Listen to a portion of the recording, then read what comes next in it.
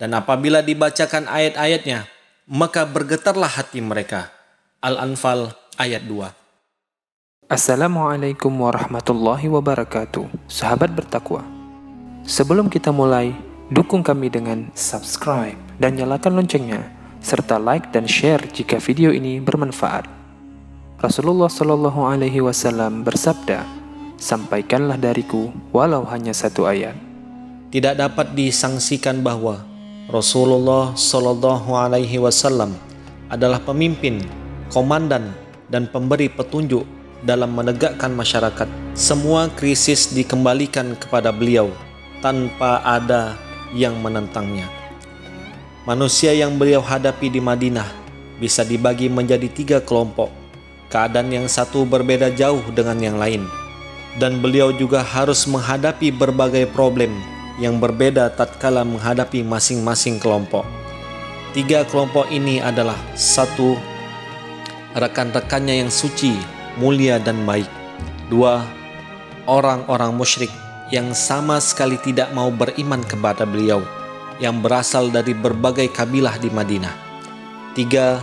Orang-orang Yahudi. Kelompok pertama. Berbagai masalah yang dihadapi Nabi Shallallahu Alaihi Wasallam dalam kaitannya dengan rekan-rekannya, para sahabatnya, dengan kondisi kehidupan di Madinah berbeda dengan kondisi mereka di Mekah. Sekalipun mereka diikat dengan satu kalimah dan menuju satu tujuan yang telah disepakati, hanya saja mereka berpencar-pencar di berbagai keluarga, ditekan, dilecehkan, dan diusir. Mereka tidak memiliki kekuasaan macam apapun. Kekuasaan ada di tangan musuh mereka. Orang-orang Muslim tidak mampu mendirikan satu masyarakat Islam yang baru dengan bahan baku yang sebenarnya sangat dibutuhkan masyarakat manusia macam apapun di dunia ini. Oleh karena itu, kita melihat beberapa surah Makkiyah hanya berkisar pada masalah dasar-dasar Islam. Syariat-syariat yang pengalamannya bisa dilaksanakan oleh masing-masing individu. Anjuran kepada kebajikan, kebaikan, akhlak yang mulia, penjauhan keburukan dan kehinaan. Sementara saat di Madinah, kekuasaan mutlak berada di tangan mereka semenjak hari pertama, dan tak seorang pun yang berkuasa atas mereka. Maka sudah saatnya bagi mereka untuk menghadapi berbagai masalah peradaban dan kemajuan, penghidupan dan ekonomi, politik dan pemerintahan, perdamaian dan perang, pemilahan antara yang halal dan yang haram, ibadah dan akhlak, serta berbagai masalah kehidupan yang lainnya. Sudah tiba saatnya bagi mereka untuk membentuk masyarakat Islam yang baru, masyarakat Islami yang berbeda dengan masyarakat jahiliyah di sepanjang periode sejarah, yang berbeda dengan masyarakat manapun di dunia ini, dan menjadi teladan bagi dakwah Islam dengan berbagai bentuk rintangan, siksaan, dan tantangan yang dihadapi orang-orang Muslim selama 10 tahun.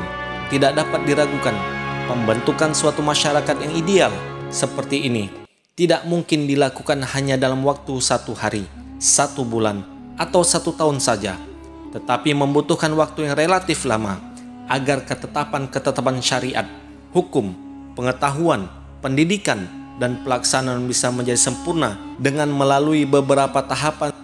Allah sudah cukup dengan ketetapan syariatnya, sedangkan Rasulullah Shallallahu Alaihi Wasallam siap melaksanakan, memberi petunjuk, dan mengajari orang-orang Muslim.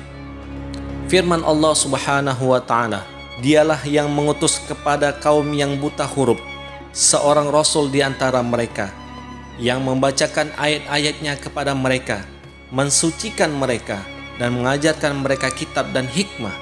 Al-Jum'ah ayat 2. Para sahabat menerima beliau dengan sepenuh hati dan melaksanakan hukum-hukumnya dengan senang hati. Dan apabila dibacakan ayat-ayatnya, maka bergetarlah hati mereka. Al-Anfal ayat 2. Orang-orang Muslim meliputi 2 kelompok. Satu kelompok hidup di tempat tinggalnya, di rumahnya, dan dengan harta bendanya. Tidak banyak yang mereka butuhkan selain itu, kecuali jaminan keamanan. Mereka adalah orang-orang Ansor. Sebenarnya, di antara mereka ada permusuhan sejak dahulu, tepatnya antara Aus dan Khazraj. Di samping mereka ada kelompok lain, yaitu orang-orang Muhajirin yang keadaannya berbeda dengan Ansor. Mereka mencari selamat dengan pergi ke Madinah tanpa ada tempat untuk berteduh.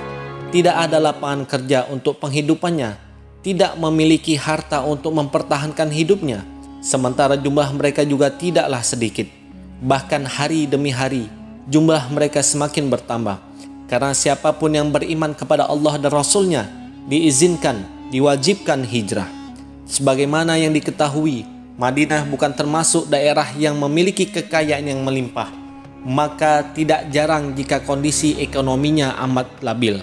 Sementara pada saat itu, seluruh kekuatan yang memusuhi Islam memboikot hubungan ekonomi sehingga pemasukan dari luar semakin menipis. Terima kasih telah menonton video ini. Semoga Allah Subhanahu wa Ta'ala berikan kita keselamatan dunia dan akhirat. Dukung kami dengan subscribe dan nyalakan loncengnya, serta like dan share jika video ini bermanfaat.